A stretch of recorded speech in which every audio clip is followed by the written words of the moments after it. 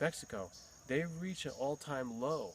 The Mexican peso is not doing too well, but it's not like a crash, let's say. But you could also say this is connected in with talking about Brazil. Brazil used to be promoted as like this great new emerging economy. It's a developing economy, like a new part of the BRIC nations, BRIC. So Brazil has recently seen a slump in its economy, and also its currency is not doing too well. But they were comparing the Mexican to Brazilian and saying, well, Mexico is doing so much better, they're outshining them. But now with this difficulty that the Mexican peso is having, we have to question that again, that comparison or that competition. And we've got other economies to talk about in Latin America. Oh, like Colombia, why are they having so much difficulty? And Venezuela doesn't seem to be helping them at all. Well, Venezuela has to be concerned with its own issues, right? There's a lot of competition going on amongst Latin American countries.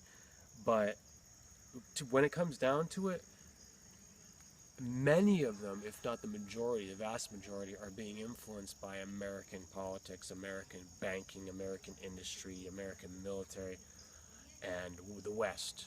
It's not just that, it's just Western Europe. It's that whole block there of influence, NATO, and, you know. But then there are some countries that you need to talk about that aren't under that influence, that just do things their own way. And several of those might be like El Salvador, Ecuador, Bolivia. But then you ask, well, why are these countries, most of them, also using the dollar as their currency? That doesn't make any sense if they don't want to be under the influence of the money.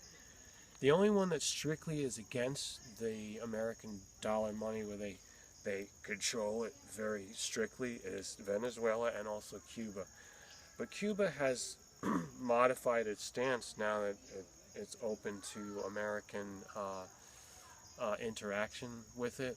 There are relations kind of, they want to say, normalizing. So there's a lot of stuff going on with that. I don't have time to get into specifics. I just wanted to give you like just kind of on the surface this whole idea of the economics that are at play right now in Latin America.